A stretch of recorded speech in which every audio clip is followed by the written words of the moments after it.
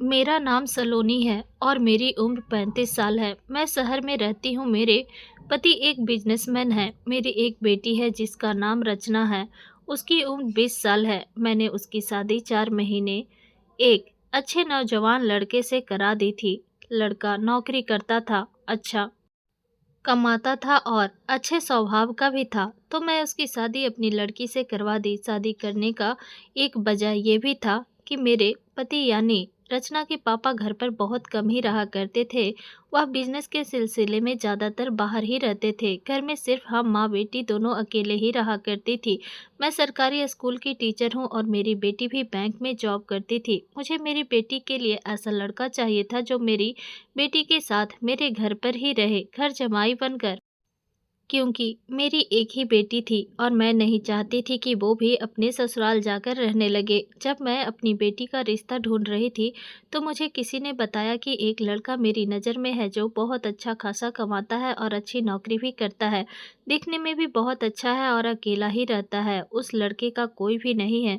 तो मुझे लगा इससे बढ़िया तो कुछ हो ही नहीं सकता। जिसका परिवार नहीं है वो आराम से हमारे घर पर मेरी बेटी के साथ रह सकता है। मैंने बिना देरी किए मेरी बेटी रचना और उस लड़के की शादी करवा दी। मेरे दामाद का नाम संदीप था।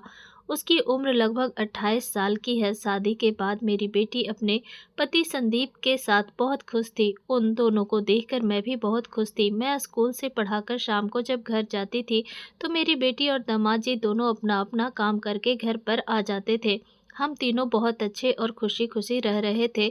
अब मेरा घर पूरा भरा हुआ था। अब किसी चीज़ की हमें कोई कमी नहीं थी। धीरे धीरे कुछ महीने बीत गए और हम तीनों आपस में एकदम घुल मिल गए थे। संदीप मेरा दामाद मेरी हर बात मानता था। वो मुझे हमेशा अपनी बाइक पर बैठाकर मुझे स्कूल तक छोड़ देता था और जब शाम होता था तो मुझे वापस लेने भी आया करता था। हम तीनों संडे के दिन मार्केट शॉपिंग करने या फिर डिनर करने हम तीनों जाया करते थे और बहुत मस्ती मज़े किया करते थे। एक दिन अचानक से मुझे फ़ोन आया कि मेरे पिताजी की तबीयत बहुत ख़राब है। ये बात सुनकर मुझसे रहा नहीं गया और मैं उन्हें देखने के लिए गांव जाना चाहती थी। मैंने अपनी बेटी रचना और अपने दामाद संदीप से भी अपने साथ चलने के लिए कहा, पर मेरी बेटी बोली कि माँ, बैंक अभी बहुत काम चल रहा है, अभी छुट्टी नहीं मिल पाएगी। हाँ, आप अपने साथ संदीप जी को ले जा सकते हो क्योंकि उन्हें छुट्टी मिल सकती है। अगली सुबह मेरी बेटी नहा धोकर ऑफिस के लिए तैयार होकर ऑफिस चली गई। मैं और मेरा दामाद भी पिताजी को देखने गाँव के लिए निकल गए।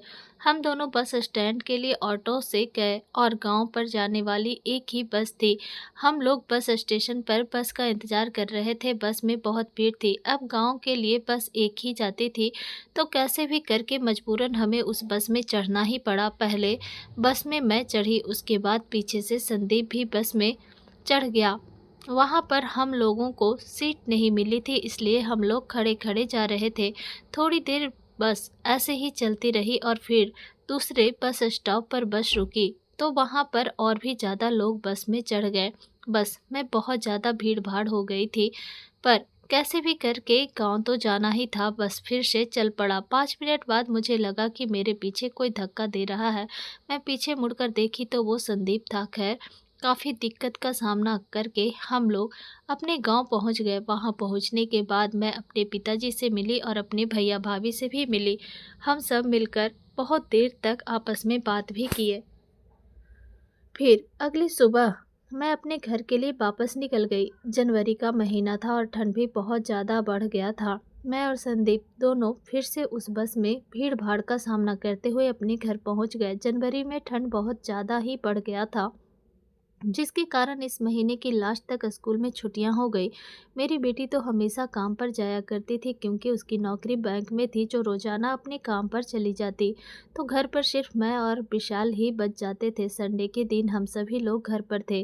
ठंड बहुत ज़्यादा थी, इसकी वजह से हम लोग बाहर घूमने नहीं गए और अपने अपने कमरे में ही थे।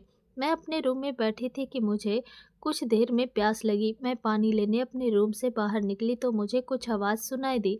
मैंने देखा कि ये आवाज़ मेरी बेटी के कमरे से आ रही है। जब मैं उसके कमरे के पास गई तो मैंने सुना कि मेरे दामाद जी मेरी बेटी से किसी पेपर पर साइन करवाने की कोशिश कर रहे हैं, पर मेरी बेटी ने कहा कि अच्छा अभी रख दो, मैं पढ़कर साइन कर दूंगी। तो संदीप ने कहा कि क्यों, तुम्हें मुझ पर विश्वास नहीं? तो मेरी बेटी ने बिना पढ़े उस पर साइन कर दिया। मैं कुछ नहीं बोली और चुपचाप किचन में जाकर एक गिलास पानी पी और फिर अपने कमरे में जाकर टीवी देखने लगी।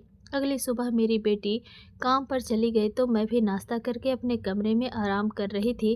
तभी अचानक मेरी नींद खुली तो मुझे कुछ आवाज़ सुनाई दी। मैं अपने कमरे से बाहर आई तो मुझे एक लड़की संदीप से बातें करते दिखाई दी। मैंने पूछा, ये कौन है? तो वो कहने लगा, रचना तो ऑफिस चली जाती है तो आप पूरे दिन काम करके घर में थक जाती हैं, इसलिए मैं घर पर ये नौकरानी लेकर आ गया।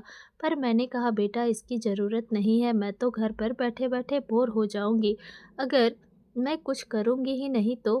क्योंकि स्कूल की भी छुट्टियां चल रही थी। तभी संदीप ने कहा, जैसा आप कहें, और वो उस लड़की को जाने के लिए कहता है और संदीप उसके हाथों में कुछ कागज़ पकड़ाकर उसे वहाँ से भेजता है। मैं उस लड़की को रोकी और उससे बोली कि दिखाओ ये कैसे कागज़ है। तो फिर वो लड़की घबरा गई और फिर वो वहाँ से भागने लगी। मैंने कहा, रुको, नहीं तो मैं अभी पुलिस को फ़ोन कर दूंगी। वो लड़की डर गई और डर के मारे उसने सारी सच्चाई बता दी।